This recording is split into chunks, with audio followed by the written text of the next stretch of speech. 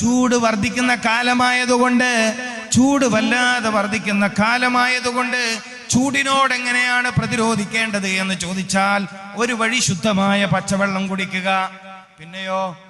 പിന്നെന്താ വഴി? പിന്നെയും ഒരുപാട് വഴികളുണ്ട്.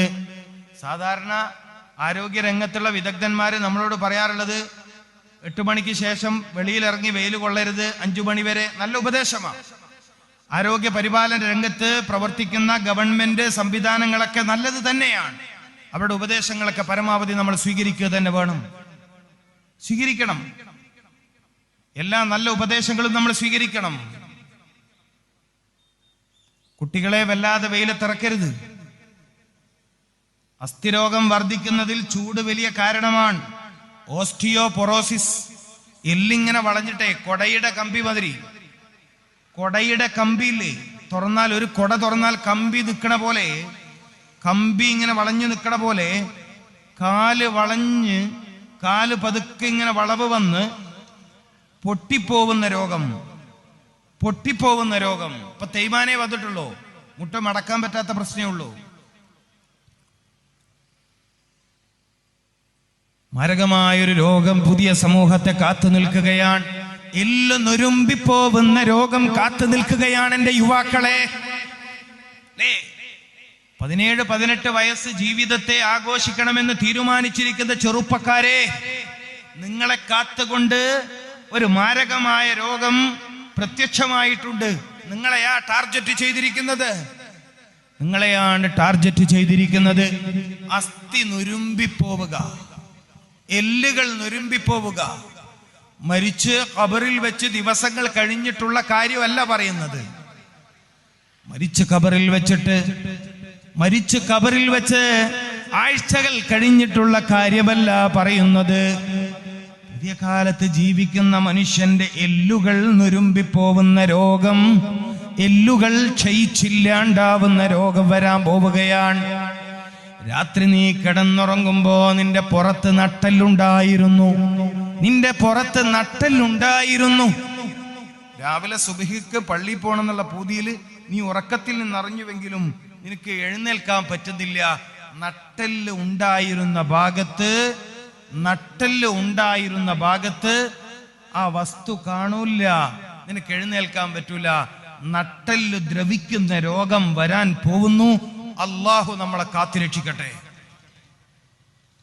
ഇന്നിപ്പോ ഇതൊക്കെ നിങ്ങൾ വേഗം വിശ്വസിക്കും. കാര്യം എല്ലിനൊക്കെ രോഗം വരുമെന്ന് നമുക്ക് ബോധ്യമായിട്ടുണ്ട്. അസ്ഥികൾക്ക് രോഗം വരുമെന്ന് ബോധ്യമായിട്ടുണ്ട്. വില കൂടിയ ചെരുപ്പ് ധരിച്ചുകൊണ്ട് എല്ല് രോഗത്തെ പ്രതിരോധിക്കാൻ കഴിയില്ലെന്ന് ബോധ്യമായിട്ടുണ്ട്.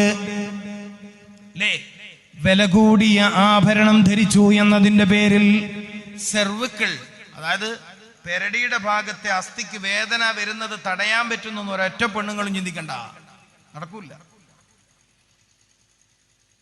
എന്നാൽ അസ്ഥി രോഗം ഈ ഉഷ്ണകാലത്ത് വർദ്ധിക്കും. ശരീരത്തിൽ ചൂട് വർദ്ധിക്കുന്നതാണ് ഇസ്ലാമിക വൈദ്യശാസ്ത്ര പ്രകാരം സത്യത്തിൽ എല്ലാ രോഗത്തിന്റെയും കാരണം. ശരീരത്തിൽ ചൂട് വർദ്ധിക്കുക എന്നതാണ്, ചൂട് ക്രമീകരിക്കുക എന്നതാണ് ആരോഗ്യ പരിപാലനം. ഒരു മനുഷ്യൻ തന്റെ ശരീരത്തിന്റെ ചൂട് ക്രമീകരിക്കുക എന്നതാണ് രോഗം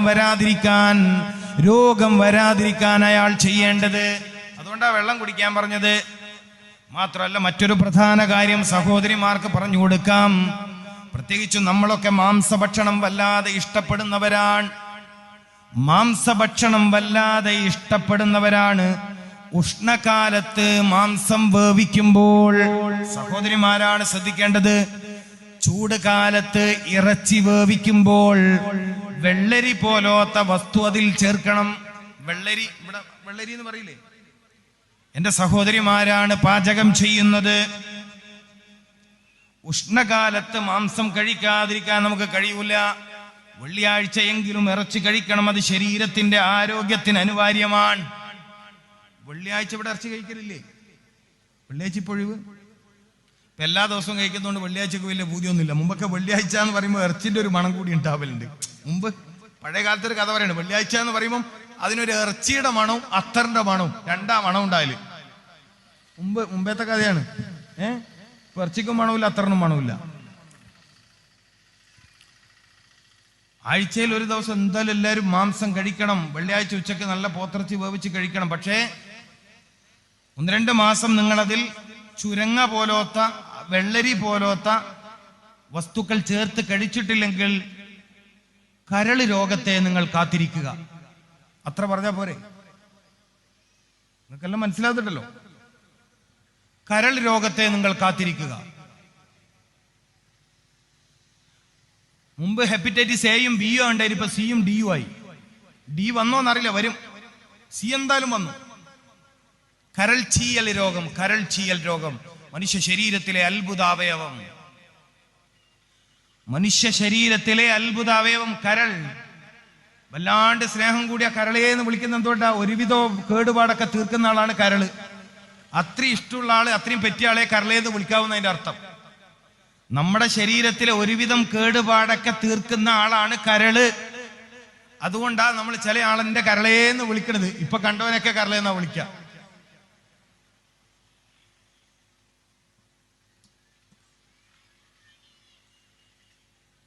അപ്പോ മാംസം കഴിക്കണം.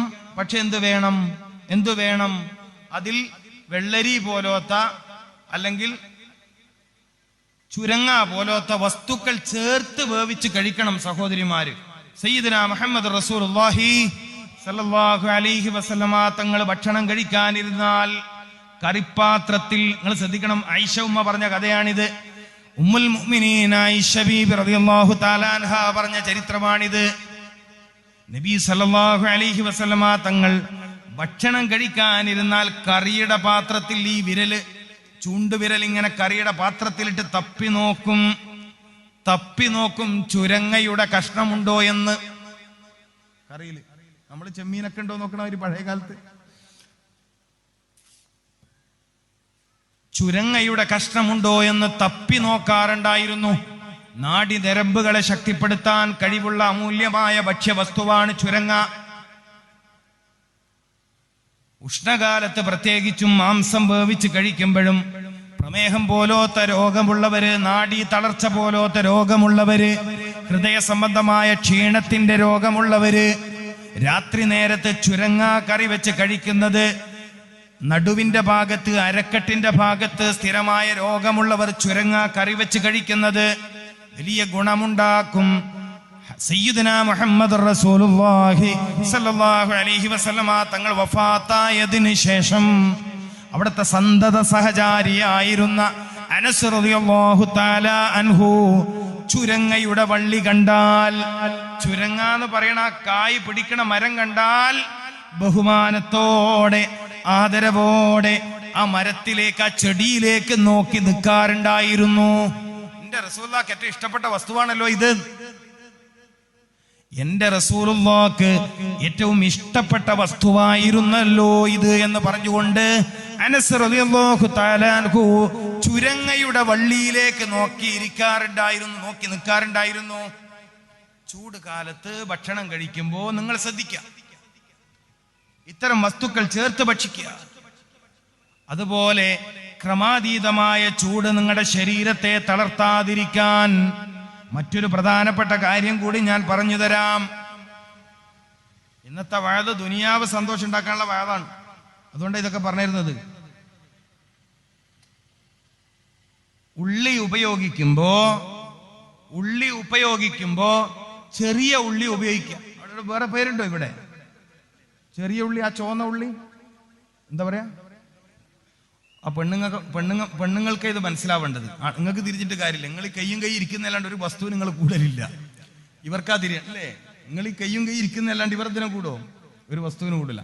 അത് പെണ്ണുങ്ങൾക്ക് മനസ്സിലായോ എന്നുള്ളതാണ്. ചെറിയ ഉള്ളി, ജൂനിയർ അല്ലേ? ആ ചുവന്ന സാധനം വാങ്ങലുണ്ടോ? വീട്ടില് വാങ്ങലുണ്ടോ? സാമ്പാർ നമ്മൾ വെക്കലില്ലല്ലോ, ഉണ്ടോ? അത് നമ്മളെ ഹൈന്ദവ സഹോദരന്മാർക്ക് ഉള്ള കറിയല്ലേ? അവരെടുത്ത് പോണ ഒരുപടി രുചിയിൽ സാമ്പാർ കൂട്ടണമെങ്കിൽ നമ്മൾ വെക്കലുണ്ടോ? ഉണ്ടോ? മാറ്റം വന്നിട്ടുണ്ട് അല്ലേ? പെണ്ണുങ്ങൾക്ക് സാമ്പാർ വെക്കാൻ അറിയോ? കോഴിക്കറിയാ എളുപ്പം. മുറിച്ചിട്ട് പീടിയെന്ന് തരും. രസം ഉണ്ടെങ്കിലും ഇല്ലെങ്കിൽ കറി കോഴിയാണല്ലോ. ചെറിയ ഉള്ളി പനി വ്യാപിക്കുന്നതിനെ തടയാൻ കഴിയും. പനി വ്യാപിക്കൂല, മനസ്സിലായിക്കോളി. നബി സല്ലല്ലാഹു അലൈഹി വസല്ലം തങ്ങളുടെ അധ്യാപനങ്ങൾ എത്ര വലിയ കാര്യങ്ങളാണ്. നീ ഒരു നാട്ടിൽ പോയാൽ, ഒരു കേരളക്കാരൻ മഹാരാഷ്ട്രയിൽ പോയി, അല്ലെങ്കിൽ സൗദിയിൽ പോയി, അല്ലെങ്കിൽ അമറാത്തിൽ പോയി, എവിടെയും പോയി, നിന്റെ നാട്ടിൽ നിന്ന് നീ അന്യദേശത്തെ യാത്രയായി എത്തിയാൽ ആ നാട്ടിൽ നിന്ന് നീ ആദ്യം കഴിക്കേണ്ട ഭക്ഷണം ഉള്ളിയാണ്. എന്താ കഴിക്കേണ്ടത്? ഉള്ളിയാണ്. ഉള്ളി കൊണ്ടുള്ള ഉദ്ദേശം ചെറിയ ഉള്ളി. അപ്പൊ പറഞ്ഞു വന്നത്, ഉഷ്ണകാലത്ത് ചില ഭക്ഷ്യക്രമങ്ങൾ നമ്മൾ ജീവിതത്തിലേക്ക് കൊണ്ടുവന്നാൽ തന്നെ ഒരു പരിധിവരെ വല്ലാതെ ചൂട് വർദ്ധിച്ചു എന്ന് ആവലാതി പറയുന്നതിൽ നിന്ന് നമുക്ക് വിട്ടു നിൽക്കാൻ കഴിയും. അതിൽ പ്രധാനമാണ് വെള്ളം പറഞ്ഞതുപോലെ, മാംസം വേവിക്കുമ്പോൾ ചുരങ്ങയോ വെള്ളരിയോ ചേർക്കണമെന്ന് പറഞ്ഞതുപോലെ, മുഴുവൻ വീടുകളിലും പ്രത്യേകമായി ഉപയോഗിക്കേണ്ട അമൂല്യമായ ഔഷധ ഗുണമുള്ള ഒരു വസ്തുവാണ് ചെറിയ ഉള്ളി എന്ന് പറയുന്നത്. ചെറിയ ഉള്ളി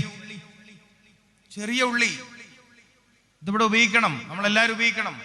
പനിയുള്ള വീട്ടിൽ, പനിയൊക്കെ ഉള്ള ആളുകളാവുമ്പോൾ ചെറിയുള്ളി ചേർത്ത കഞ്ഞി കൊടുക്കണം അവർക്ക്. ചെറിയ ഉള്ളി മുറിച്ചിട്ട് കുത്തരി കൊണ്ട് കഞ്ഞി വേവിച്ച് കൊടുത്താൽ പനിയുമായി ബന്ധപ്പെട്ട അസ്വസ്ഥതകൾ ഇല്ലാണ്ടാവും.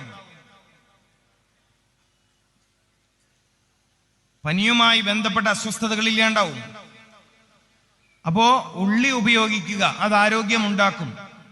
ഉള്ളി ഉപയോഗിക്കുന്നത് ആരോഗ്യമുണ്ടാക്കും. എന്നാൽ ശരീരത്തിൽ വല്ലാതെ ഉഷ്ണം വർദ്ധിക്കാതിരിക്കാനും, ശരീരത്തിന്റെ പ്രതിരോധ ശക്തിയെ വർദ്ധിപ്പിക്കാനും ഈ ചെറിയുള്ളിക്ക് വലിയ കഴിവുണ്ട് എന്ന് നമ്മൾ തിരിച്ചറിയണം, നമ്മൾ മനസ്സിലാക്കേണ്ട കാര്യമാണ്. അപ്പൊ വീടുകളിൽ മുഴുവൻ സഹോദരിമാരും വീടുകളിൽ ഈ അമൂല്യ ഗുണമുള്ള വസ്തു ശേഖരിക്കുക. ഒന്നും അല്ലെങ്കിലും ഉഷ്ണകാലത്ത്, എല്ലായ്പ്പോഴും ഇല്ലെങ്കിലും ഉഷ്ണകാലത്തെങ്കിലും ചൂടുകാലത്തെങ്കിലും നിങ്ങൾ അങ്ങനെ ഒരു രീതി സ്വീകരിക്കണം. എന്നതുപോലെ വളരെ പ്രധാനപ്പെട്ട കാര്യമാണ് ചൂട് വല്ലാതെ ശരീരത്തെ കീഴ്പ്പെടുത്താതിരിക്കാൻ രാത്രി നേരത്ത് പൊരിച്ചത്, കരിഞ്ഞത് പോലത്തെ ഭക്ഷണത്തിൽ നിന്ന് വിട്ടുനിൽക്കുക. ശരീരത്തിനത് താങ്ങൂല. നിങ്ങൾ ഇഷ്ടത്തോടെ കഴിക്കുന്ന ഭക്ഷണമായിരിക്കാം, പക്ഷെ രാത്രി നേരമാവുമ്പോൾ ശരീരത്തിന്റെ ആന്തരിക ഭാഗത്ത് അതുണ്ടാക്കുന്ന നാശങ്ങളെ കുറിച്ചൊന്നറിഞ്ഞാൽ, പൊരിഞ്ഞ ഭക്ഷണം കഴിക്കാൻ പൊതുവെ പകൽ 3 മണി കഴിഞ്ഞാൽ അത്ര നല്ലതല്ല. പകല് 3 മണി കഴിഞ്ഞാൽ, ഒന്ന് ശ്രദ്ധിക്കണം, പകൽ 3 മണി കഴിഞ്ഞാൽ എണ്ണയിൽ പൊരിഞ്ഞ ഭക്ഷണം ശരീരത്തിന് അങ്ങോട്ട് ചേരൂല. നിങ്ങൾക്കിഷ്ടമായിരിക്കാം, നിങ്ങളുടെ ശരീരത്തിനത് താങ്ങൂല. ശരീരത്തിന് താങ്ങാത്തത് ശരീരത്തിന് കൊടുത്താൽ നിങ്ങൾക്ക് താങ്ങാൻ കഴിയാത്ത രോഗങ്ങൾ ശരീരം തിരിച്ചു തരും. അവിടെ വിഷയം. ശരീരത്തിന്റെ താല്പര്യത്തിനെതിരായി നിങ്ങൾ ജോലി ചെയ്താൽ, ശരീരത്തിന്റെ ആഗ്രഹങ്ങൾക്കെതിരായി നിങ്ങൾ ഭക്ഷണം കഴിച്ചാൽ, ശരീരം നിങ്ങൾക്കെതിരായി പ്രവർത്തിച്ചു തുടങ്ങും. പിന്നെന്ത് ചെയ്യും നമ്മൾ? അതുകൊണ്ട് ഉഷ്ണകാലത്തെ ഇത്തരം കാര്യങ്ങൾ ക്രമീകരിക്കുക.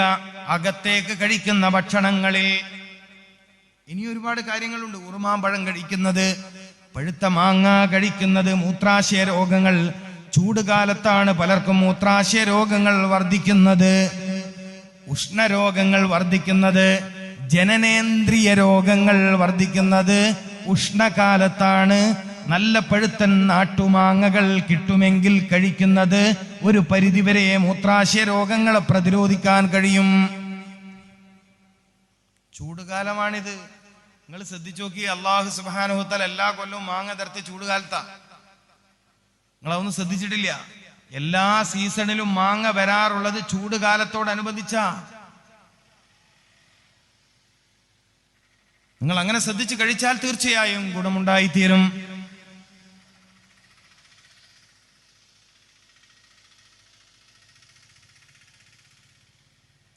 അതുപോലെ വല്ലാതെ ചൂടിനെ ശരീരം താങ്ങാൻ കഴിയാത്ത ചൂട് കൊണ്ട് പ്രയാസപ്പെടുന്നവർക്ക് ഗുണകരമായ മറ്റൊരു കാര്യം കൂടി പറയാം. നിങ്ങൾ കുളിച്ചു കഴിഞ്ഞാൽ ശരീരം തോർത്താതിരിക്കുക എന്നതാണ്. കുളിച്ച ശരീരത്തിൽ തന്നെ വെള്ളമുണങ്ങുക, കുളിച്ച ശരീരത്തിൽ തന്നെ വെള്ളമുണങ്ങുക. ഒരാഴ്ച ചെയ്യാൻ കഴിയുമ്പോൾ ഒരാഴ്ചയെങ്കിലും നിങ്ങൾ ഇങ്ങനെ ഒരു രീതി പതിവാക്കിയാൽ ജോലി ചെയ്യാൻ, പഠിക്കാൻ, യാത്ര ചെയ്യാൻ, മറ്റു പലതും ചെയ്യാൻ വല്ലാത്ത ഉന്മേഷം നിങ്ങൾക്ക് തിരിച്ചു കിട്ടിയതായി മനസ്സിലാവും. ഒരാഴ്ച കൊണ്ട് റിസൾട്ട് കിട്ടുന്ന കാര്യമാണ് പറയണത്. കുളിച്ചിട്ട് ദേഹം തോർത്താതിരിക്കുക. കുളിച്ചാൽ ആ ശരീരത്തിൽ തന്നെ വെള്ളം അങ്ങോട്ട് ഉണങ്ങുക. ഇതിലൂടെയൊക്കെ നടക്കണ ചില കാര്യങ്ങളുണ്ട്. സമയം വളരെ ചെറുതായത് കൊണ്ടാണ് ഞാൻ അങ്ങോട്ടൊന്നും പോവാത്തത്. കുളിച്ച ശരീരത്തിൽ ഉമ്മമാര് ശ്രദ്ധിക്കണം, ദയവ് ചെയ്ത് ചെറിയ കുഞ്ഞുങ്ങളെ കുളിപ്പിച്ചാൽ അവരുടെ തലയും അവരുടെ നെഞ്ചും നിങ്ങൾ തോർത്തരുത്. അവരെ വിട്ടേക്കണം.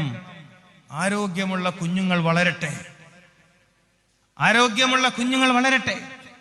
എന്റെ പ്രിയപ്പെട്ടവരെ, ഹൃദയത്തിനെയും മസ്തിഷ്കത്തിനെയും ശക്തിപ്പെടുത്താൻ കഴിയുന്ന കാര്യങ്ങൾ ഒരുപാട് ഉണ്ടെന്ന് ഞാൻ പറഞ്ഞ കൂട്ടത്തിൽ വളരെ പ്രധാനപ്പെട്ട ഒരു കാര്യമാണ് കുളിച്ച് തലയിലും നെഞ്ചത്തും ഒരേ സമയം അതിന്റെ ഈർപ്പം നിലനിൽക്കുക എന്നത്. ഒരു മനുഷ്യൻ കുളിച്ചിട്ട് തലയിലും നെഞ്ചിലും ഒരേ സമയം അതിന്റെ നനവ് നിലനിർത്തുക എന്നത് ഹൃദയത്തെ സംരക്ഷിക്കാൻ,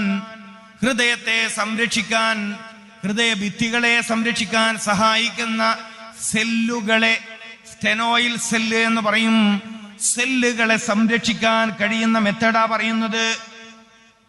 ഹൃദ്രോഗത്തെ തടയാൻ കഴിയുന്ന ഒരു കാര്യമാ പറയുന്നത്.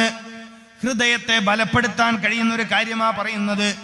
കുളിച്ചിട്ട് തലയും നെഞ്ചും കുറച്ചു നേരം അതിന്റെ ഈർപ്പത്തോടെ നിലനിൽക്കുക എന്നുള്ളത്, പ്രത്യേകിച്ചും ചൂട് വർദ്ധിച്ച കാലഘട്ടത്തിൽ ഒരാഴ്ച കഴിയുമ്പോഴേക്കും നിങ്ങൾക്ക് ചൂട് വല്ലാതെ പ്രശ്നമാവില്ല. അള്ളാഹു തൗഫീഖ് ചെയ്യട്ടെ.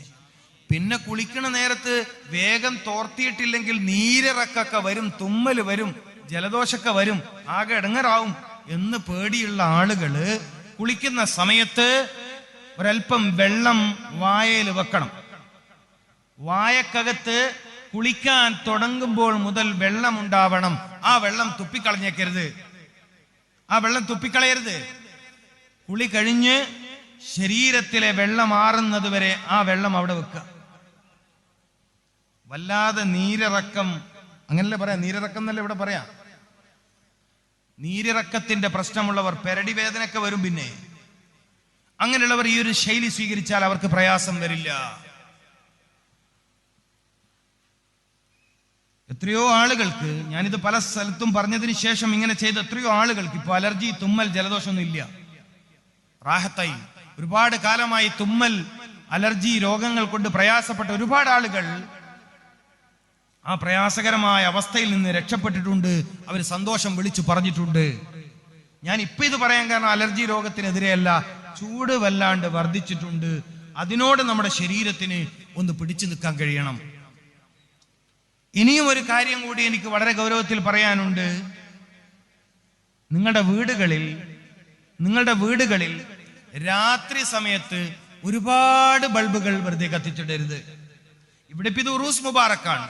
വിളക്ക് കൊണ്ട് മഹാന്മാരുടെ മസ്ജിദും മഹാന്മാര് പാർക്കുന്ന ഇടങ്ങളും അലങ്കരിക്കണം എന്നത് ഒരു സുന്നത്തായ രീതിയാണ്.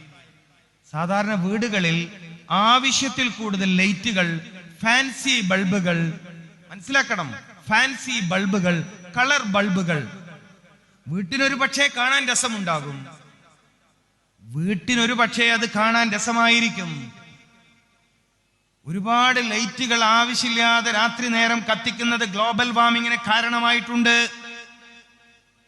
തെരുവ് വിളക്കുകൾ ഒരുപക്ഷെ കാലോചിതമായ പുരോഗതിയായിരിക്കാം. ഈ കാലഘട്ടത്തിൽ അതൊരു പക്ഷെ അനിവാര്യമായിരിക്കാം. സ്ട്രീറ്റ് ലൈറ്റുകൾ പ്രഭാതം വരെ കത്തുന്ന സ്ട്രീറ്റ് ലൈറ്റുകൾ ഒരു പക്ഷേ ഈ കാലഘട്ടത്തിൽ അനിവാര്യമായിരിക്കാം. പക്ഷേ അന്തരീക്ഷത്തിൽ ചൂട് വർദ്ധിക്കുന്നതിൽ, മനുഷ്യ ശരീരത്തിൽ മാരകമായ രോഗങ്ങൾ ഉണ്ടാക്കുന്ന അളവിൽ, പ്രകൃതിയിൽ ചൂട് വർദ്ധിക്കുന്ന കാരണങ്ങളിൽ രാത്രി നേരത്ത് കത്തിക്കൊണ്ടിരിക്കുന്ന ബൾബുകൾ കാരണമായിട്ടുണ്ട്. ആകാശത്തുനിന്ന് തീമയായി മാത്രം പെയ്തിറങ്ങുന്നതല്ല ചൂട്. ഗ്ലോബൽ വാർമിംഗിന്റെ കാരണം ഓസോൺ പാളിക്ക് കീറുണ്ടായത് മാത്രമല്ല. ഗ്ലോബൽ വാർമിംഗ് എന്ന് പറഞ്ഞാൽ അതിന്റെ ഒരു ലളിതമായ വിശദീകരണം അന്തരീക്ഷത്തിൽ ചൂട് വർദ്ധിക്കുക എന്നതാണ്. ശരിയായ വിശദീകരണം അല്ല അത്, ഒരു ചെറിയ വിശദീകരണം. ക്രമാതീതമായ ചൂട് വർദ്ധിക്കലാണ് സൂര്യാഘാതം. മുമ്പൊക്കെ അടുപ്പിൽ നിന്ന് തീപ്പാറിയിട്ട് ശരീരത്തിലെ തൊലി പൊള്ളിയിരുന്നു. അയൺ ബോക്സിൽ നിന്ന് തീപ്പാളിയിട്ട് കൈ പൊള്ളിയിരുന്നു. പക്ഷേ പുതിയ കാലത്തെ പുരോഗതി കേൾക്കണോ നിങ്ങൾക്ക്? സൂര്യ വെളിച്ചം കൊണ്ടിട്ട് തൊലി പൊള്ളി. പത്രത്തിൽ വായിച്ചിട്ടില്ലേ? സൂര്യാഘാതം എന്ന് വായിച്ചിട്ടില്ലേ? സൂര്യാഘാതം, സൂര്യന്റെ വെളിച്ചം തട്ടിയിട്ട് മനുഷ്യന്റെ തൊലി പൊള്ളുക. മരിച്ചില്ലേ ആളുകൾ? മരിച്ചില്ലേ? കണ്ണൂര് മരിച്ചില്ലേ? എത്രമേൽ ഭയപ്പെടണം നമ്മൾ, എത്രമേൽ ഈ കാലത്ത് ജീവിക്കാൻ ഭയപ്പെടണം പ്രിയപ്പെട്ടവരെ. എത്രമേൽ നമ്മൾ ഭയപ്പെടണം ഈ കാലഘട്ടത്തിൽ ജീവിക്കാൻ. ബോധമില്ലാതെ ജീവിക്കുന്നവർ, എപ്പോഴും ആനന്ദത്തിലും എപ്പോഴും ആർഭാടത്തിലും എപ്പോഴും മതിമറന്നും ജീവിക്കുന്നവർ ആലോചിക്കുന്നുണ്ടോ പ്രകൃതിയിൽ സംഭവിച്ച നാശങ്ങളും നഷ്ടങ്ങളും ദുരിതങ്ങളും? അത്ഭുതപ്പെട്ടു പോയി വാർത്ത വായിച്ചിട്ട്. സൂര്യന്റെ വെളിച്ചം മനുഷ്യ ശരീരത്തിന്റെ ചർമ്മങ്ങളെ പൊള്ളിച്ചു കളഞ്ഞു. ആ നിലയിൽ ആ കാര്യങ്ങൾ മുന്നോട്ട് പോകുന്നത്. അതുകൊണ്ടാണ് പ്രിയപ്പെട്ടവരെ ഞാൻ പറഞ്ഞത്, നിങ്ങൾ ശ്രദ്ധിക്കുക, ചൂടിനെ ശ്രദ്ധിക്കുക. രാത്രി നേരത്ത് വീടുകളിൽ വല്ലാതെ ലൈറ്റുകൾ കത്തിച്ചിടുന്ന സ്വഭാവം ഒഴിവാക്കുക. അതുപോലെ മറ്റു പലതുമുണ്ട്. ശരീരത്തിന് ചൂട് കൂട്ടുന്ന ചില ഭക്ഷ്യവസ്തുക്കളുണ്ട്. വല്ലാതെ കോഴിമാംസം കഴിക്കുന്നത്, വല്ലാതെ കൂടുതൽ അളവിൽ കോഴിമാംസം കഴിക്കുന്നത്, ചെമ്മീൻ കഴിക്കുന്നത്, അയല കഴിക്കുന്നത്. അയല ഇപ്പൊ ഒരു പ്രത്യേക ചൊറിച്ചിൽ വന്നിട്ടുണ്ട്. എല്ലായിടത്തും ചൊറിച്ചിൽ, ഭയങ്കര ചൊറിച്ചിലാണ്, പോണില്ല, ഭയങ്കര ചൊറിച്ചിൽ. എന്താണ് ഒരാൾക്കൊരു പിടുത്തമില്ല, ഭയങ്കര ചൊറിച്ചിലാണ്, ഭയങ്കര പ്രയാസമാണ്. ഭയങ്കര പ്രയാസമുള്ള ഒരുതരം ചൊറിച്ചിൽ, സ്കിൻ ഡിസീസ്, ചർമ്മവുമായി ബന്ധപ്പെട്ട ഒരു വലിയ അസ്വസ്ഥതയിലാണ് കേരളമുള്ളത്. ആർക്കും ഒരു പിടുത്തമില്ല. എന്തൊക്കെയോ മരുന്ന് തേച്ചു വെക്കുക, ലോഷൻ തേച്ചു വെക്കുക, ഗുളിക കഴിച്ചു വെക്കുക എന്നല്ലാതെ പരിഹാരമില്ല. സൂക്ഷിക്കണം. അപ്പൊ ഏതായാലും ക്രമാതീതമായി ചൂട് വർദ്ധിക്കുന്ന ഒരു കാലമാണിത്. നിങ്ങളുടെ ശരീരത്തെ ചൂട് വല്ലാതെ വർദ്ധിക്കാതിരിക്കാൻ നിങ്ങൾ പ്രത്യേകമായി ശ്രദ്ധിക്കേണ്ട കുറച്ച് കാര്യങ്ങളാണ് ഞാൻ വിഷയത്തിനിടയിൽ പറഞ്ഞത്. കുറച്ച് കാര്യങ്ങൾ പറഞ്ഞു എന്നേ ഉള്ളൂ, പൂർണ്ണമായും പറഞ്ഞിട്ടില്ല. ഈ കാര്യങ്ങളൊക്കെ നിങ്ങളുടെ ശ്രദ്ധയിലുണ്ടാവണം, നിങ്ങളുടെ ആലോചനയിലുണ്ടാവണം.